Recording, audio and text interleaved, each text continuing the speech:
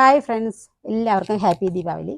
ഇന്ന് ദീപാവലി സ്പെഷ്യലായിട്ട് ഒരു സ്വീറ്റ് റെസിപ്പി ആയിട്ടുള്ള ജിലേബിയാണ് തയ്യാറാക്കുന്നത്. അപ്പോൾ അതിനു മുമ്പ് എൻ്റെ ചാനൽ ആദ്യമായിട്ടാണ് കാണുന്നതെങ്കിൽ നിങ്ങൾ ലൈക്ക് ചെയ്യണം, ഷെയർ ചെയ്യണം, സബ്സ്ക്രൈബ് ചെയ്യണം. ആ തൊട്ടടുത്തിരിക്കുന്ന ബെൽ ബട്ടൺ കൂടെ ഒന്ന് അമർത്തണം കേട്ടോ. എന്നാൽ മാത്രമേ ഞാനിടുന്ന വീഡിയോസ് എല്ലാം നിങ്ങൾക്ക് നോട്ടിഫിക്കേഷൻ ലഭിക്കുകയുള്ളൂ. അതോടൊപ്പം നിങ്ങൾ കമൻറ്റായി രേഖപ്പെടുത്തും കൂടെ വേണം കേട്ടോ അഭിപ്രായങ്ങൾ.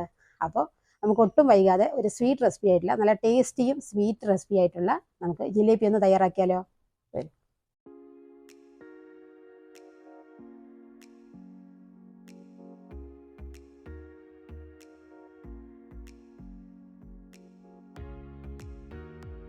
അപ്പോൾ ജിലേബി ഉണ്ടാക്കുന്നതിന് വേണ്ടിയിട്ട് ഞാനിവിടെ 250 ഗ്രാം കപ്പിൻ്റെ 1 കപ്പ് വെള്ളം ഉഴുന്നെടുത്തിട്ടുണ്ട്. ഇനി ഇതിനെ നന്നായി ഒന്ന് കഴുകി വൃത്തിയാക്കി എടുക്കാം. നന്നായി കഴുകി എടുത്തിട്ടുണ്ട്. ഇനി നമുക്കിതൊന്ന് ഒരു 4-5 മണിക്കൂർ, മിനിമം 5 മണിക്കൂറെങ്കിലും കുതിരാനിടണം. അപ്പോൾ കുതിർത്തി വയ്ക്കാം. അപ്പോൾ വെള്ളം ഒഴിച്ചിട്ട് ഒരു 5 മണിക്കൂർ കുതിർന്ന് കിടക്കട്ടെ.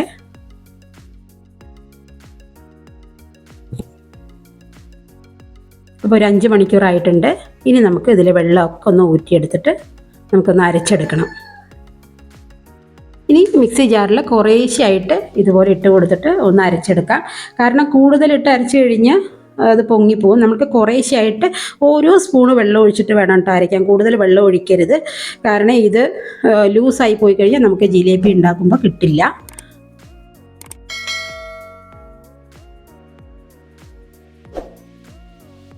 അപ്പോൾ എല്ലാ മാവും ഇതുപോലെ അരച്ചെടുത്തിട്ടുണ്ട്.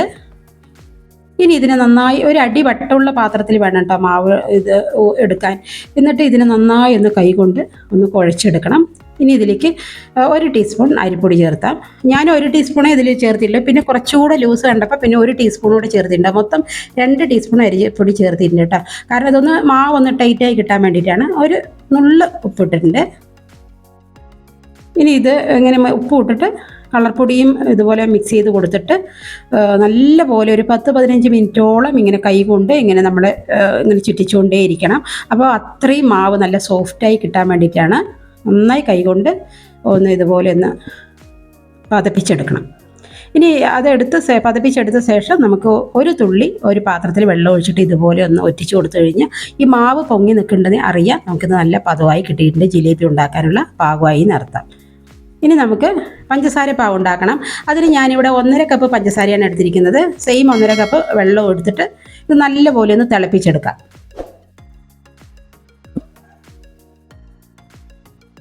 തുടരെ ഇളക്കിക്കൊണ്ടിരിക്കണം. ഇളക്കി പഞ്ചസാരയൊക്കെ ഒന്ന് അലിഞ്ഞ് കിട്ടുമ്പോൾ ഇതിലേക്ക് ഒരു 10 ഏലക്കായയുടെ കുരു നന്നായി ചതച്ചെടുത്തതാണ് അത് ചേർക്കാം. നല്ല ഫ്ലേവറിന് വേണ്ടിയിട്ടാണ്.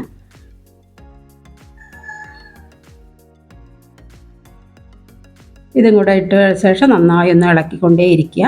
ഇനി ഇതിലേക്ക് ഞാൻ ഫുഡ് കളർ ചേർക്കുന്നുണ്ട്. റെഡ് കളറാണ് കേട്ടോ ചേർക്കുന്നത്. നിങ്ങൾക്ക് ഏത് കളർ വേണോ കയ്യിലുള്ളത് ചേർക്കാം. എന്നിട്ട് ഇതൊരു നൂൽപ്പരുവ് ആവുന്നവരെ ഒന്ന് തിളപ്പിച്ചെടുക്കണം.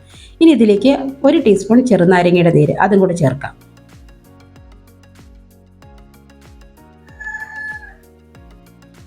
ഇനി ഇതിലേക്ക് നല്ല മണത്തിനും ടേസ്റ്റും ഉണ്ടാവും നെയ്യിട്ട് കഴിഞ്ഞാൽ. അപ്പം ഞാനൊരു 3 ടീസ്പൂൺ നെയ്യാണ് ചേർക്കുന്നത്. അതിൽ 2 ടീസ്പൂൺ അത് കട്ടായി പോയതാണ് കേട്ടോ. മൊത്തം 3 ടീസ്പൂൺ നെയ്യ് ചേർക്കുന്നുണ്ട്. ഇതുപോലെ തിളപ്പിച്ചെടുത്തിട്ട് ഇനി നമുക്ക് നൂൽപ്പരുവായെന്നറിയാൻ ഇതുപോലെ ഒന്ന് കൈകൊണ്ട് ഇത് ഇങ്ങനെ ഒന്ന് നോക്കുമ്പോൾ കണ്ട നൂൽപ്പരുവായി എന്ന് പറഞ്ഞാൽ ഇത് പഞ്ചസാര പാകമായി നടത്താം. അപ്പോൾ നമുക്ക് സ്റ്റൗ ഓഫ് ചെയ്ത ശേഷം ഇതിലേക്ക് ഒരു 3 തുള്ളി റോസ് വാട്ടർ ചേർത്താം. എന്നിട്ട് ഇത് സ്റ്റൗ ഒന്ന് ഒരു മീഡിയം ഫ്ലെയിമിൽ അത് ചൂടായിക്കൊണ്ടിരിക്കട്ടെ. ഇനി നമുക്ക് മാവിന് വേണ്ടി ഞാൻ ഇത് ജിലേബി ഉണ്ടാക്കുന്നത് പാലിൻ്റെ കവറിലാണ് കേട്ടോ. മിൽമ പാലിൻ്റെ കവറിലാണ്. അതിന് ചെറുതായിട്ടൊന്ന് കട്ട് ചെയ്തെടുക്കുക. എന്നിട്ട് അതിലേക്ക് മാവ് നിറച്ച് കൊടുക്കുക. എന്നിട്ട് ഒരു അടി കട്ടിയുള്ള നല്ല കട്ടിയുള്ള ഒരു ചീനിച്ചട്ടി എടുക്കുക. അതിലേക്ക് ഓയിൽ ഒഴിച്ച് കൊടുക്കുക. ഞാനിവിടെ സൺഫ്ലവർ ഓയിലാണ് എടുത്തിരിക്കുന്നത്. ഇനി തീ കുറച്ച് വെച്ചുകൊണ്ട് ഇതുപോലെ കുറേശ്ശെയായിട്ട് ഇതുപോലെ ഒന്ന് ചുറ്റിച്ചെടുത്താൽ ഇതുണ്ടോ ഇങ്ങനെ ഷേപ്പിൽ കിട്ടും. അതുകൊണ്ട് നമ്മളിത് ഈ ജിലേബി എണ്ണയിലേക്ക് ഇങ്ങനെ പീച്ചെടുക്കുമ്പോൾ തീ കുറച്ച് വേണം വെക്കാൻ. കാരണം കൂടുതൽ തീയായി കഴിഞ്ഞാൽ അത് ആ പിരി ഇങ്ങനെ വിട്ടു പോകാൻ സാധ്യതയുണ്ട്. കാരണം എനിക്ക് ആദ്യമൊന്നും ഉണ്ടാക്കുമ്പോൾ ഇങ്ങനെ കിട്ടിയിട്ടുണ്ടായിരുന്നില്ല, ആ പിരിയൊക്കെ ഇങ്ങനെ വിട്ടു പോയി. പിന്നെ നമ്മൾക്ക് ഈ എണ്ണയുടെ പാകം, നമ്മളെ ഈ ചൂടിൻ്റെ പാകത്തിനനുസരിച്ച് ജിലേബി നല്ല ഷേപ്പിൽ കിട്ടുള്ളൂ. അപ്പോൾ 1-2 തവണയൊക്കെ അത് കേടുവന്ന് പോകും. നിങ്ങൾ ടെൻഷൻ അടിക്കേണ്ട ആവശ്യമില്ല. അപ്പോൾ ഇതുപോലെ 2 സൈഡ് നന്നായി ഒന്ന് വെന്ത് കിട്ടുമ്പോൾ ചൂടായ പഞ്ചസാര പാവിലേക്ക് ഇട്ട് കൊടുക്കണം. അപ്പോൾ പഞ്ചസാര പാവ് നല്ലൊരു ഇളം ചൂടുണ്ടാവണം കേട്ടോ, എന്നാൽ മാത്രമേ ഇത് പഞ്ചസാര പാവ് ഈ ജിലേബി ഇങ്ങനെ വലിച്ചെടുക്കുള്ളൂ. അപ്പോൾ അടുത്തതും കൂടി ഞാൻ ചുറ്റി കാണിച്ചു തരാം. ഇതുണ്ടോ എനിക്ക് ഇങ്ങനെ ഈ ഷേപ്പിലേക്ക് കിട്ടുന്നില്ല, കൂടുതൽ വട്ടം വെക്കുമ്പോഴേക്കും അതിങ്ങനെ പിരിഞ്ഞു പോകും. അപ്പം ഞാൻ ചെറുതാക്കിയിട്ടാണ് ചുറ്റിയെടുത്തത്. എന്നിട്ട് നമ്മൾ ചുറ്റിച്ചെടുത്ത ശേഷം തീ ഒന്ന് ജസ്റ്റ് ഒന്ന് കൂട്ടിയാൽ മതി കേട്ടോ. അപ്പോൾ നമുക്ക് ഷേപ്പിൽ കിട്ടുന്നുണ്ട്. ഇപ്പോൾ ഷേപ്പ് വലിയ ഒരു പൂവായി കിട്ടിയില്ലെങ്കിൽ കുഴപ്പമൊന്നുമില്ല, നമുക്ക് ഷേപ്പിൽ എല്ലാ കാര്യം നല്ല ടേസ്റ്റ് ഉണ്ടായാൽ മതി ജിലേബി. അപ്പോൾ നല്ല ടേസ്റ്റാണ്. അപ്പോൾ എനിക്ക് ഇങ്ങനത്തെ ഷേപ്പിലേക്ക് കിട്ടി കേട്ടോ. അപ്പോൾ ഞാൻ മാക്സിമം എനിക്ക് അറിയണ പോലെ ഞാൻ ചുറ്റിച്ചെടുത്തു. ആദ്യമായതുകൊണ്ട് നമുക്ക് പെട്ടെന്നൊന്നും കൈ വഴങ്ങുന്നില്ല. അപ്പോൾ നിങ്ങളും ടെൻഷൻ അടിക്കണം, നമുക്ക് പെട്ടെന്നൊന്നും ഉണ്ടാക്കുമ്പോൾ കിട്ടില്ല. അപ്പോൾ 2-3 തവണ നമ്മൾ ഉണ്ടാക്കി കഴിയുമ്പോൾ ഒരു 4-മത്തെയൊക്കെ ആകുമ്പോൾ നല്ല ഷേപ്പിൽ കിട്ടും. ടെൻഷൻ അടിക്കേണ്ട ആവശ്യമില്ല, അത് ഉറപ്പായി പെട്ടെന്ന് നമുക്ക് ഉണ്ടാക്കിയെടുക്കാൻ പറ്റും.